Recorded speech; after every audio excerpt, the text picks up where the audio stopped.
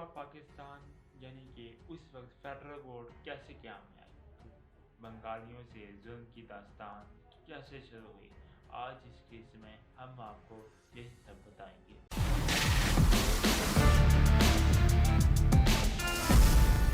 क़याम पाकिस्तान से 2 साल तक सुप्रीम कोर्ट यानी कि फेडरल कोर्ट का कोई वजूद तक न था।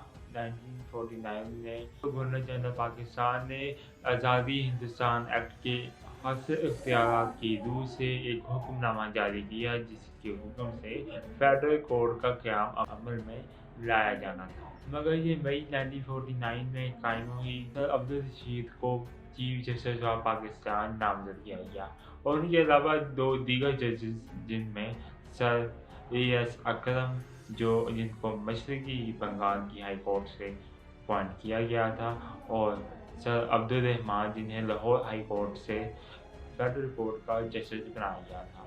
पहले पहल 3 जजों बशमूल चीफ जस्टिस ऑफ पाकिस्तान के लिए फेडरल कोर्ट का क़याम अमल में लाया गया।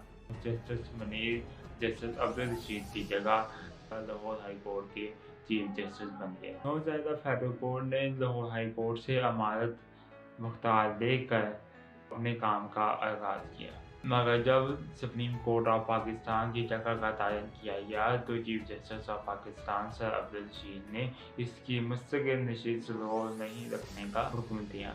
उनका ख्याल था कि लाहौर मगरबी पाकिस्तान का मरकज़ है और लोग बआसानी यहाँ पहुँच सकते हैं, और यहाँ पे कुतुब और लाइब्रेरियों का भी काफ़ी वसी ज़ख़ीरा है, और सीनियर मोस्ट हाई कोर्ट भी यहाँ पर मौजूद है। सर अब्दुल रशीद जगह का तयन करते वक्त ये भी फरामोश करेगी कि मशरक़ी पाकिस्तान, जहाँ पाकिस्तान निसफ से ज़्यादा आबादी कायम है, इन्हें इंसाफ के असूल के लिए लाहौर हाई कोर्ट आने के लिए कितनी दुश्वारी पेश हो सकती है, और यूँ बंगालियों से जुल्म की दास्तान यहाँ से शुरू हो चुकी थी। एक और गलत रवायत इस तरह पड़ी कि सुप्रीम कोर्ट के जज जस्टिस अब्दुल रहमान जब रिटायर हुए तो उनकी जगह हाई कोर्ट के सीनियर 3 जज को वहाँ जाना चाहिए था। तो जस्टिस मुनीर ने लाहौर हाई कोर्ट के चीफ जस्टिस का ताकतवर ओहदा छोड़कर नहीं जाना चाहते थे, तो इसीलिए उनकी जगह जस्टिस कानूनियत की वजह से इंतज़ामिया तंग पड़ी थी, फेडरल कोर्ट का जज बना दिया गया। बाद जब 2 मज़ीद तकाज़ियाँ हुई तो मशरक़ी बंगाल की हाई कोर्ट में से उनके चीफ जस्टिस शहाबुद्दीन को सुप्रीम कोर्ट भेज दिया गया, और लाहौर हाई कोर्ट से जस्टिस मोहम्मद शरीफ को सुप्रीम कोर्ट ऑफ पाकिस्तान भेज दिया गया। जस्टिस अब्दुल रशीद के दौर में नौज़ायदा सुप्रीम कोर्ट का इख्तियार बहुत महदूद था।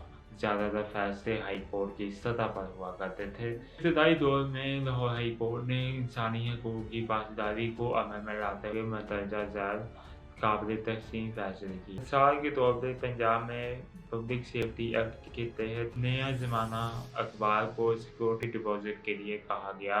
Abdullah Malik versus crown case को लाहौर हाई कोर्ट के फुल बेंच ने कलअदम करार दे दिया।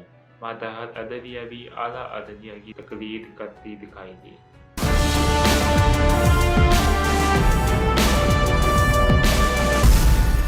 ज़मीर नियाज़ी अपनी किताब द प्रेस इन चेन में लिखते हैं, सादत हसन मंटू के अफसाने ठंडा गोश्त शाया होने पर जरीदे के मालिक मतीर और सादत हसन मंटू को 6 माह के लिए जेल भेज दिया गया, मगर जब सेशन कोर्ट में इसकी अपील की गई तो बारिश जज अनायतुल्लाह खान ने ये कहते हुए रहा कर दिया कि अगर मैंने तुम्हारी दरख्वास्त मुस्तरद कर दी तो ये कहा जाएगा कि जज ने मंटू को जेल भेज दिया।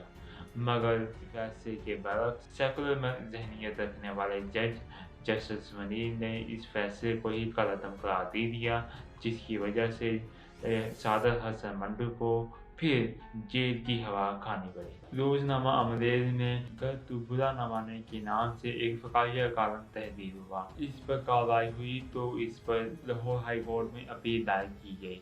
खुशकिस्मती से जस्टिस मुनीर इस बेंच का हिस्सा न थे, तो हाई कोर्ट ने इस कार्रवाई को भी गैर कानूनी करार दे दिया, और इसी तरह चंद दीगर फैसलों में भी यही रुझान देखने को मिला।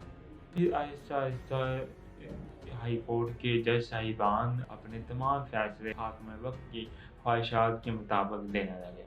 معروف قانون حامد خان ایڈوکیٹ اپنی کتاب دا ہسٹری آف جوڈیشری ان پاکستان میں یہ لکھتے ہیں کہ آزادی کے وقت لاہور ہائی کورٹ کا رجحان آزادی صحافت کی طرف تھا، پھر بعد ازاں حکومت نوازی کا رجحان بڑھتا چلا گیا۔ وفاقی اور صوبائی حکومتوں کی جانب سے سیاسی مخالفین کی سرگوبی کے لیے کالے قانون بنتے رہے۔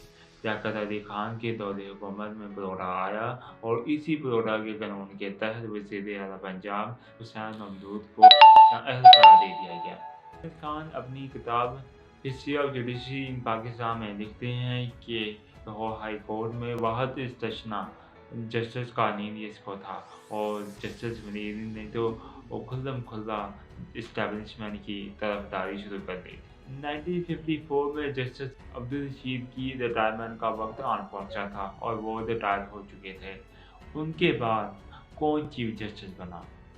جسٹس اے ایس اکرم کو چیف جسٹس بنایا جانا تھا، مگر لاہور ہائی کورٹ کے chief justice justice Munir A S Akram کے مقابلے میں کیسے آن کھڑے ہوئے؟ کس نے دغا بازی سے جسٹس اے ایس اکرم کو ہٹایا اور جسٹس منیر کو سپریم کورٹ کا چیف جسٹس بنا دیا؟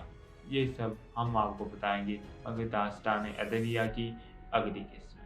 اگر آپ کو ہماری ڈاکومنٹری پسند آئی اور اپنی رائے کمنٹ میں ضرور دیں۔